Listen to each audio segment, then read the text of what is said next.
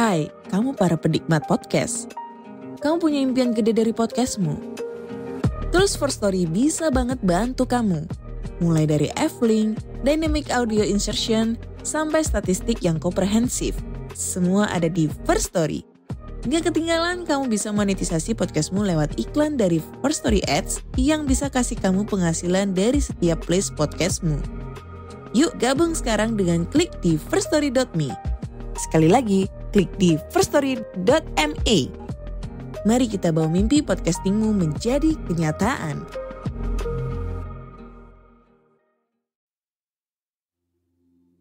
Lisir wangi, sliramu tumaking sirno.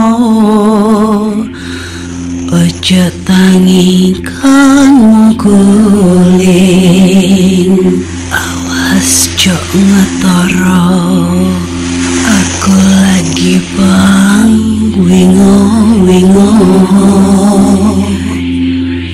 Yen setan kang tak utusi, dadya sembarang ojo layu sampe.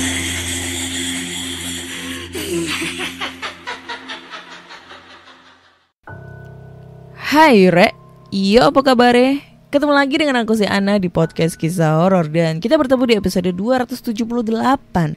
Dan di episode kali ini aku membacakan cerita horor ataupun email berhantu yang sudah dikirimkan teman-teman melalui podcast kisahhoror@gmail.com atau di Instagram podcast Kisah Horor serta Google Form yang linknya tersedia di bio Instagram podcast Kisah Horor.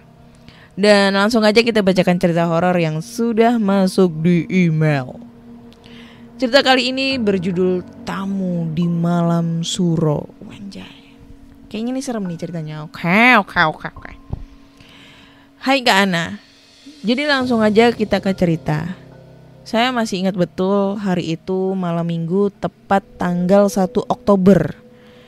Karena seharian hujan deras. Saya dan beberapa teman kos, Fani, Eci, dan Sukma memutuskan untuk kumpul-kumpul saja di kosan. Di tengah obrolan kami, tiba-tiba muncul salah seorang teman kos yang biasanya sangat pendiam. Sebut saja namanya Dian. Tegur sapa dengan Dian itu bisa dihitung dengan jari. Jarang sekali lah dia ngobrol sama kami. Tapi malam itu, Dian minta izin bergabung dengan kami. Kami semua mengangguk setuju. Suasana mendadak berubah setelah Dian menyebutkan alasan kenapa dia bergabung dengan kami saat itu. Saya takut sendirian di kamar, katanya. Kami langsung berpandangan satu sama lain. Namun karena sedang asik membicarakan dosen killer di kampus, kami kembali ke topik pembicaraan tersebut tanpa menghiraukan lagi ketakutan Dian. Dan entah kenapa, obrolan dosen killer itu tiba-tiba beralih ke obrolan horor. Meski bikin merinding tapi tanggung untuk dihentikan. Sampai pada giliran Dian bercerita. Dia membuka ceritanya dengan bilang, "Saya takut sendirian di kamar. Ini malam 1 Suro." Kami semua langsung memandangnya serius. Dian melanjutkan, "Biasanya menjelang malam 1 Suro, dia pulang ke rumah orang tuanya. Orang tuanya menganut ajaran kejawen dan selalu melakukan ritual pencucian keris di malam 1 Suro. Ayah Dian baru saja meninggal awal tahun kemarin dan ibunya tak bisa membiayainya pulang untuk melakukan ritual. Saya memperhatikan wajah Dian gelisah saat bercerita pada kami. Mendadak saya merinding dan mengalihkan pandangan pada tempat lain. Saya tak berani menatap Dian, apalagi dia mempunyai rambut yang sangat panjang. Jadinya kayak gimana gitu ngelihatnya. Tiba-tiba aku ingat dia pernah menceritakan tentang rambutnya itu. Yang katanya tidak pernah dipotong sejak kecil. Pernah sekali waktu ayahnya menyuruhnya memotong rambut, namun setelah rambut Dian dipotong, mendadak dia sakit keras sampai dokter pun tidak berhasil mendiagnosanya penyakitnya itu apa. Akhirnya Dian disembuhkan berkat bantuan paranormal. Lanjut pada cerita tentang malam satu suro. Entah kenapa, sejak semalam dia itu gelisah dan gak bisa tidur karena terus memikirkan keris yang seharusnya dimandikan pada malam satu suro. Cerita-cerita dari Dian ini berdampak padaku. Hawa dingin mulai merasuki kulit. Percaya atau tidak, sejak kecil saya dianugerahi kemampuan untuk melihat dan berkomunikasi dengan mereka yang tidak terlihat. Dan waktu itu, saya melihat seekor buaya yang sangat besar menempel di punggung Dian. Kamar tempat kami berkumpul pun mendadak didatangi makhluk halus. Satu persatu mereka masuk. Saya tak berani mengatakan bermacam-macam bentuk dan rupa yang ada dalam penglihatan saya. Tiba-tiba suara petir menggelegar mengejutkan kami. Mendadak Dian pingsan. Kami berempat terkejut dan saling memandang ketakutan. Saya semakin pucat karena kamar kami semakin ramai dipenuhi makhluk tak terlihat. Saat itu ternyata sudah pukul 11 malam. Ketiga teman menoleh pada saya dan menanyakan apa yang saya lihat saat itu. Saya gak berani ngejawab. Dalam keadaan seperti itu, tubuh saya terasa semakin lemas ketika melihat sosok bertubuh besar mendatangi saya. Rupanya seperti genderuwo yang sering muncul di televisi. Dia mencoba mengajak saya berbicara. Dia meminta kami segera pergi tidur dan membawa Dian ke kamarnya. Dia mengatakan sebentar lagi saatnya para arwah keluar dari rumahnya dan akan berkeliaran. Jika kami masih berkumpul, bisa membahayakan salah satu dari kami. Kami akan kerasukan arwah. Setelah mengatakan hal itu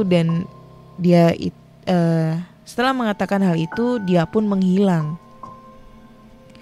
Saya terbangun dan mendapati tiga teman lain saling berpelukan dan menangis ketakutan.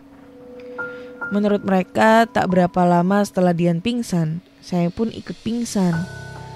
Tak lama Dian pun ikut siuman. Dia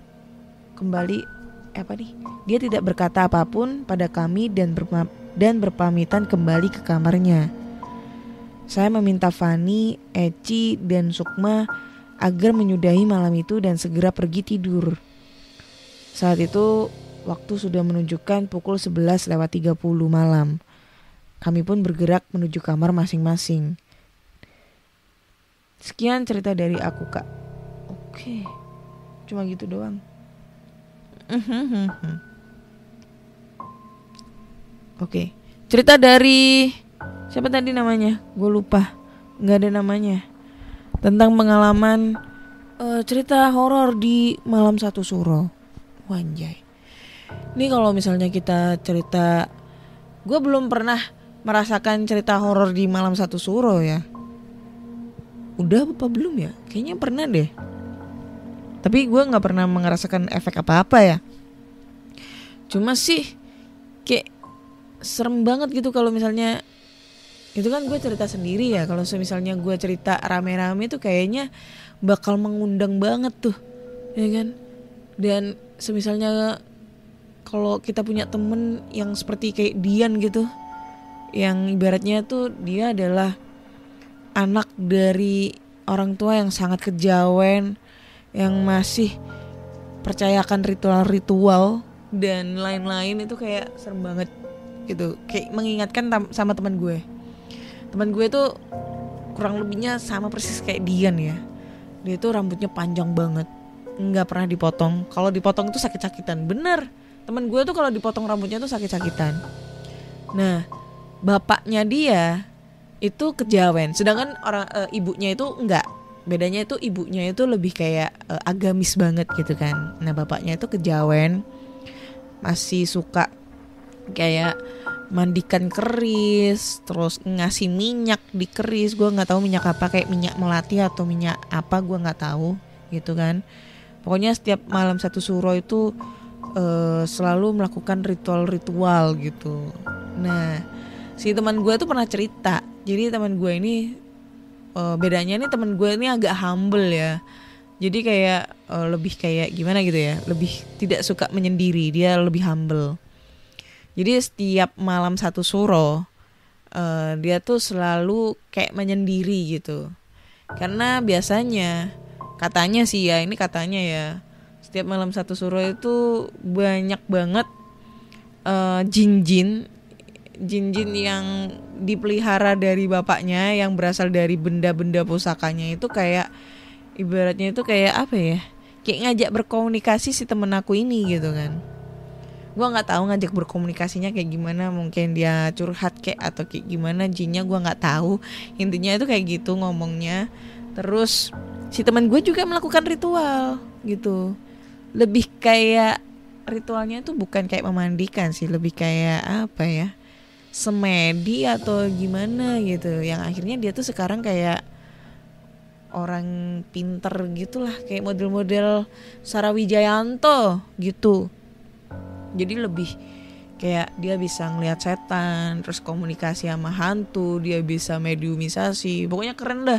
Gue punya teman kayak gitu, cuma sekarang gue udah jarang ketemu sama dia. Dia udah pindah di Jogja gitu kan. Dia tuh pokoknya sering setiap malam satu suro, setiap hari Selasa Kliwon, Selasa Legi sama Jumat Kliwon itu dia sering banget ketemu sama hantu. Paling maksudnya dalam hari-hari itu tuh paling banyak dia berkomunikasi dengan jin atau setan, yang sehingga menguras tenaganya dia. Jadi biasanya kalau di hari itu dia lebih memilih untuk tidur gitu, tidur di awal. Dia nggak mau kelayapan di luar atau mungkin masih nongkrong atau kayak gimana, dia nggak mau. Dia lebih memilih untuk tidur supaya dia mengunci energinya untuk nggak berkomunikasi dengan makhluk halus, katanya sih kayak gitu. Dan itu benar. Temen gue rambutnya panjang banget, sepantat cuy, sumpah. Tapi sampai sepantat itu kayak stuck gitu di situ, kayak nggak bisa panjang lagi. Dan dulu tuh dia pernah waktu kecil itu dipotong rambutnya gitu kan. Maksudnya itu kan kayak ngeganggu banget gitu loh, biar pemikirannya tuh kalau misalnya guru nerangin itu dia kedengeran atau apa, biar nggak ganggu rambutnya. Tapi pas dipotong, dan itu motongnya juga nggak begitu banyak ya, dikit gitu kan, itu dia langsung sakit 3 hari 3 malam cuy, kayak demam gitu 3 hari 3 malam.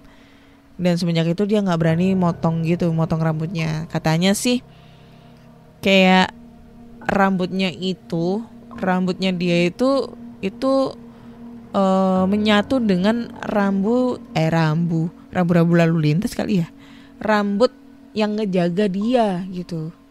Pokoknya gitu deh, pokoknya yang ngejaga dia itu khodamnya dia itu cewek yang rambutnya panjang juga. Jadi kalau misalnya rambutnya dipotong, si khodamnya itu, jin yang ngejaga dia itu marah, yang ngebuat si temen gue itu sakit. Kayak gitu sih. Mungkin si Dian juga kayak gitu, cuma gue nggak tahu sih. Gitu guys. Serem. Lumayan sih ya. Kalau gue dihadapin dengan teman kayak gitu ya lumayan serem anjay. Maksudnya yang kayak Dian ya, teman gue kan yang kayak Dian tuh. Oke, next lanjut ke cerita berikutnya. Next di cerita berikutnya ini, lanjut.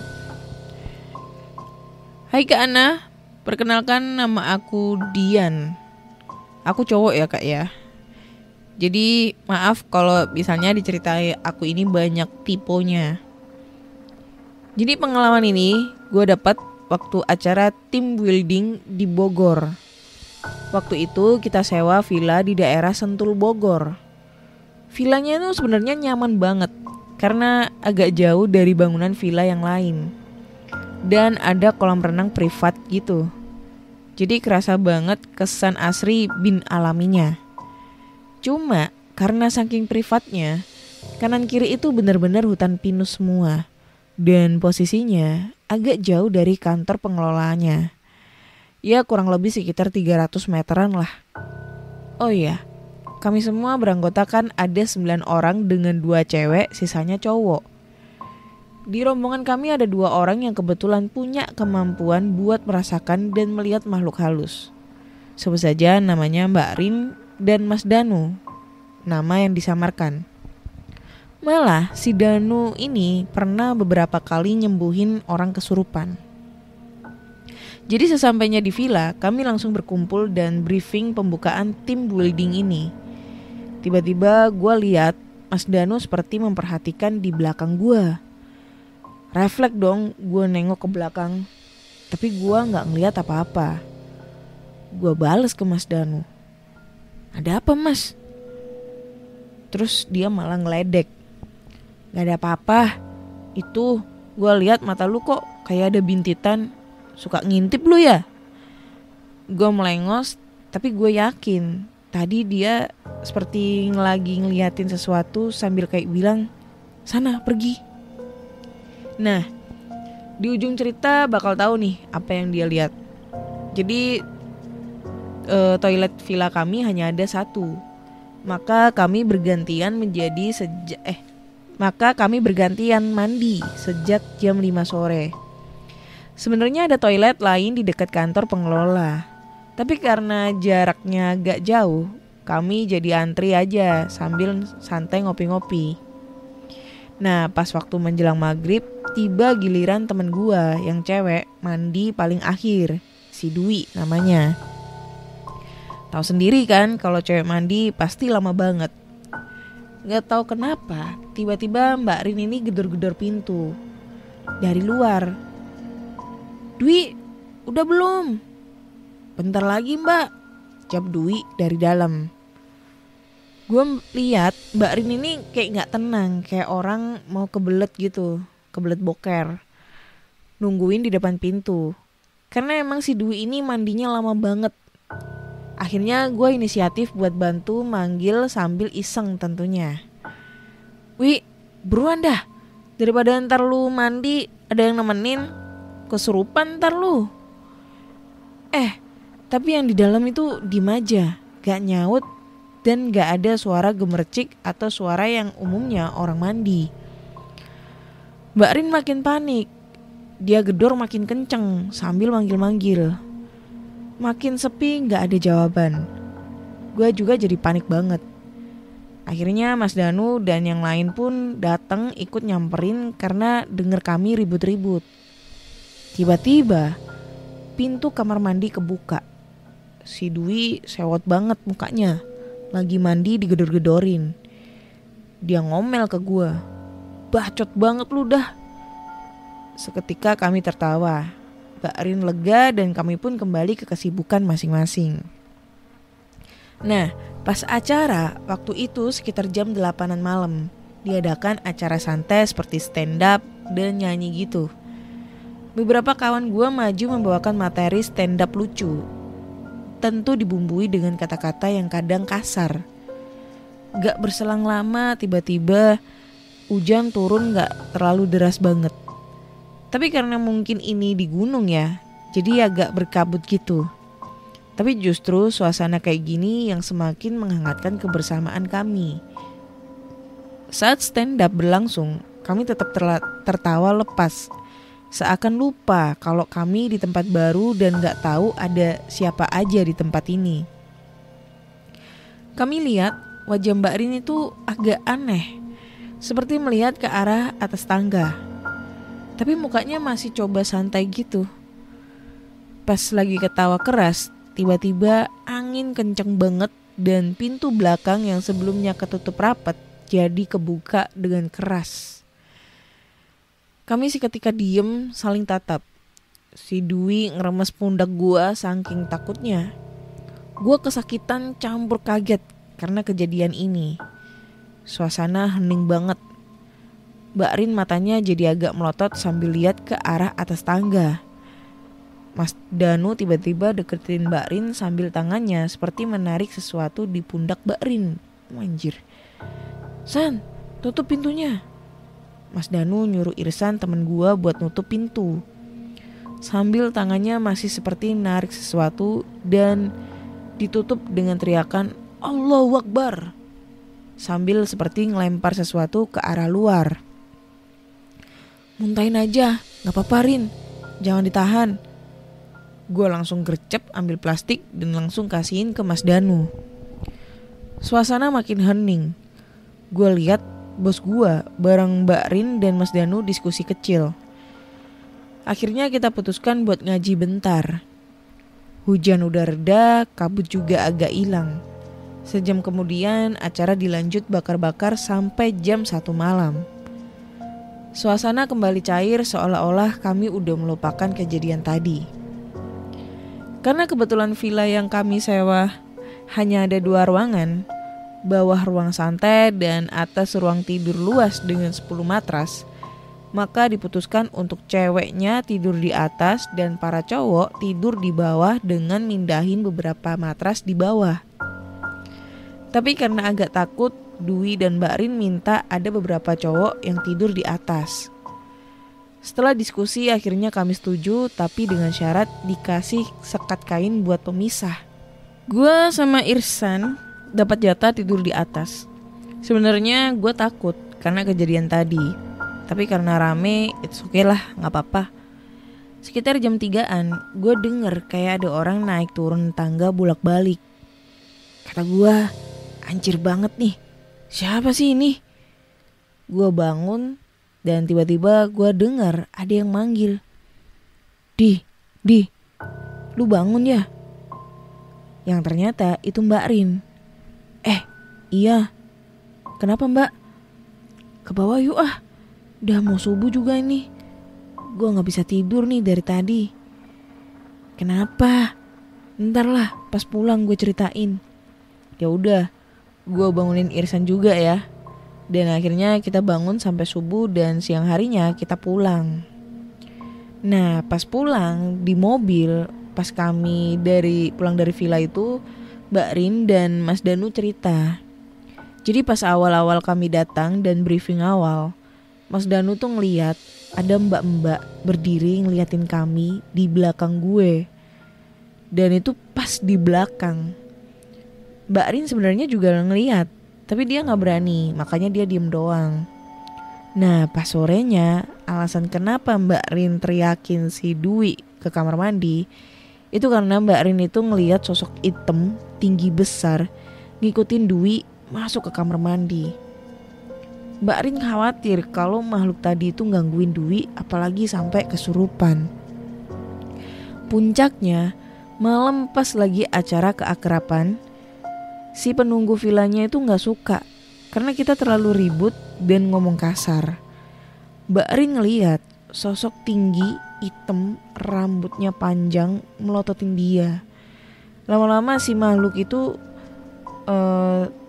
tiba-tiba kayak nyerang gitu, mau masuk ke Mbak Rin. Untung masih ada Mas Danu yang gercep. Nah pas malam harinya, Mbak Rin masih aja nih digangguin sama makhluk tadi.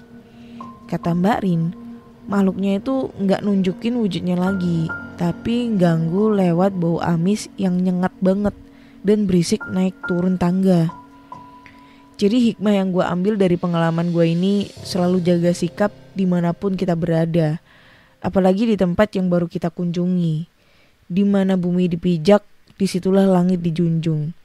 Maaf kalau mungkin ceritanya kurang serem, tapi pengalaman gue ini sukses bikin gue meriang keesokan harinya. Gak tahu kenapa, masuk angin kali ya. Thanks ke Ana udah diceritain. Oke. Kalau ini sih ceritanya lumayan serem anjir. Beneran serem. Gue gak bisa ngebayangin kalau di villa-villa gitu ya bakal ada kejadian horor apa gitu. Nih masalah villa ya. Kaget gue kaget dengan suara saya sendiri. Sebenarnya sih pengalaman gue ini gak begitu serem ya. Ini gue udah cerita apa belum ya kemarin ya? Belum kayaknya ya. Jadi gue cerita nih. Tapi ini serem anjir. Untung ya di situ ada Mbak Rin dan Mas Danu. Coba kalau nggak ada Mbak Rin sama Mas Danu, anjay, mau jadi apa itu kalian ya? Si Dwi diikutin genderuwo, si Dian tuh si pencerita diikut, di belakangnya ada Mbak Kuntil. Apalagi, aduh, gue nggak bisa ngebayangin kalau ngedenger suara naik turun tangga. sama bau amis nyengat. Tuh, gue dari tadi ngeliatin di arah depan anjay kamar gue. Kan gue sering cerita nih, depan kamar tuh pintu kamar tuh nggak pernah gue tutup. Gue tidur di atas sendirian. Teras depan itu kalau pintu dibuka ini kan udah teras depan buat ngejemur baju. Lampunya itu suka mati. Entah kenapa setiap diganti lampu itu mati coy. Padahal tuh lampu baru tapi mati gitu. Maksudnya nyala tiba-tiba mati. Aduh gak tau lah. Jadi nih gue mau sedikit cerita ya tentang pengalaman horor di villa. Jadi kemarin pas Natal tanggal 25 kemarin. Jadi gue itu ada collab sama Lonceng Misteri gitu. Nanti kita juga ada cerita horor nih di podcast kisah horor bareng Mas Gilang ya. Nah, kebetulan itu gue udah kenal banget nih sama Mas Gilang gitu kan. Udah kenal banget, terus dia minta gue jadi narasumber. Nah, sebelum di villa tersebut, sebelum di tanggal 25, mereka kan datangnya tuh kan tanggal 23 ya. Gue dapet jadwal tanggal 25. Nah sebelum tanggal 23, pokoknya sebelum mereka datang ke villa, gue tuh disuruh untuk survei villa gitu loh. Jadi mereka tuh minta tolong gue untuk survei villa gitu kan, di daerah Batu. Nah gue survei tuh, ada sekitar 5 villa lah gue survei. Nah tadinya tuh yang villa terakhir itu cocok tuh, villa kelima itu cocok gitu kan. Cocok karena lokasinya itu sangat nyaman banget gitu kan, dan tempatnya itu estetik, pokoknya enak banget lah, view-nya juga enak. Tapi karena cuma ada 2 kamar yang mereka datangnya rame-rame, sekitar ada 5-7 orang, jadinya membutuhkan kamar lebih dari 3 gitu kan. Akhirnya si Mas Gilang ini ngasih rekomendasi tempat yang gue disuruh untuk survei dulu lokasinya. Akhirnya gue datang lagi nih di daerah Batu. Nah lokasinya ini ternyata lumayan bagus sih. Ada 3 lantai, di situ ada 5 kamar. Jadi yang di bawah itu ada sekitar 2 kamar yang di bawah. Terus di situ ada dapur, pokoknya luas lah yang di bawah. Yang di atas itu ada 2 kamar juga dengan kamar mandi 1, ada bathtubnya. Yang di atas ini kamarnya cuma 1. Nah, ini gue yang cerita nih ya. Jadi gue tuh kan datang tanggal 25. Di situ seharusnya gue langsung pulang. Tapi karena kemalaman dan karena di Batu itu suasananya lagi hujan dan macet total karena Nataru ya, libur Nataru. Natal dan Tahun Baru, udah tahu sendiri ya kalau misalnya kalian kalau liburan ke Batu itu macetnya kayak gimana gitu kan. Akhirnya gue memutuskan untuk nginep tuh di situ karena emang kebetulan gue selesai syuting itu jam 11 malam gitu kan. Pengennya sih pulang, cuma karena macet, gue ngeliat di map itu macet dan hujan gak berhenti. Akhirnya gue nginep tuh di situ karena memang anak-anak kan nyuruh gue nginep gitu kan. Orang-orang nyuruh gue nginep, ya udah. Nah sebelum gue tidur itu kita sempet tuh ngobrol-ngobrol sama produsernya sama pacarnya Kak Gilang tuh ya, bertiga cerita-cerita horor gitu kan, cerita-cerita horor, pengalaman mereka horor gitu bla bla bla bla di meja makan, di ruang makan tempat, pokoknya di bawah lah lantai 1 yang editornya itu udah tidur. Bagian tag video itu udah tidur di lantai bawah. Nah si Gilang sama si temennya Mas Tian itu ada di lantai atas, di kamarnya masing-masing. Nggak di kamar masing-masing sih, di lantai atas lagi diskusi lah, di lantai 2 gitu. Jadi kita bertiga di bawah cerita horor, pengalaman horor sampai jam 1:30. Ingat banget gue, jam 1:30. Akhirnya gue tidur tuh, pengen tidur karena gue pengennya besok pagi tuh mau pulang gitu kan. Gue tidur itu di lantai 3. Nah gue kasih gambaran ya di lantai 3 itu ya. Sebelum gue tidur, sebelum gue tidur gue sempet mau cerita nih. Jadi waktu itu kita selesai take, kita kan lagi bercanda tuh, maksudnya lagi istirahat dulu take. Jadi kan di situ gue ada 2 cerita, kita take dulu. take dulu, kita istirahat dulu gitu kan. Nah pas istirahat itu di atas itu di lantai 2 di dinding itu ada ukulele sama kayak ketipung gitu loh, bukan ketipung, kayak perkusi gitu, lagi digantung gitu, digantung kayak dibuat pajangan, tapi itu bunyi, bisa bunyi gitu.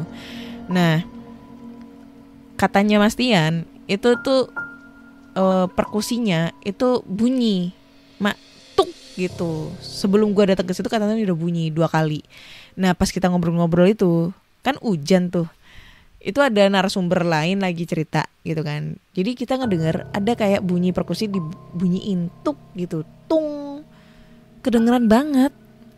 Dan kita kayak bertiga itu, gua, Mas Tian sama temannya itu kayak diem seketika gitu. Hah?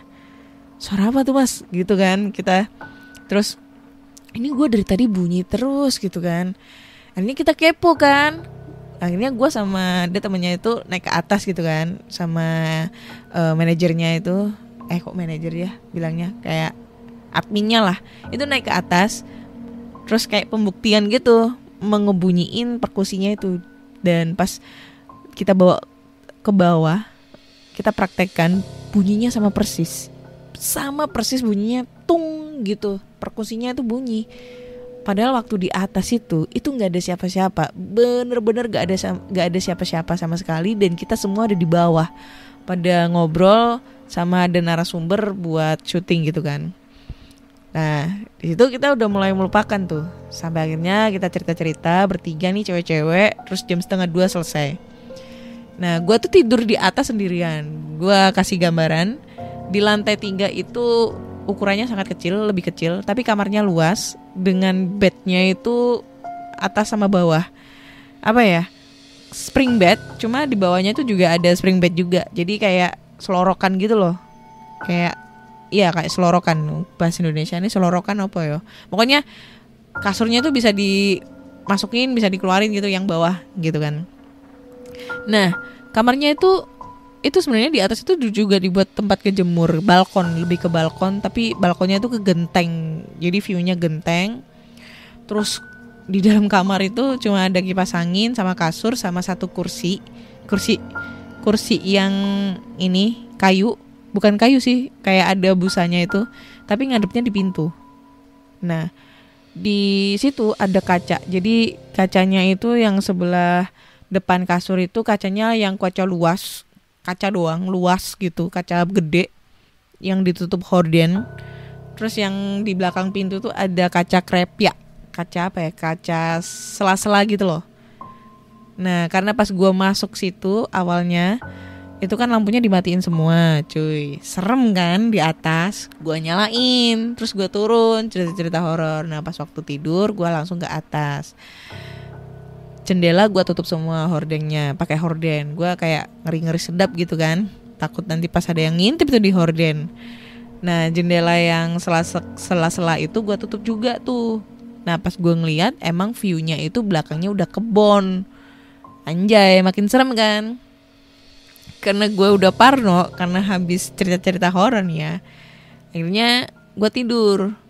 Gue tidur itu kan gue tuh kalau susah tidur itu suka nyalain suara hujan buat biar relaksasi, biar bisa tidur. Nah gue nyalain tuh Spotify dengan suara hujan gitu kan.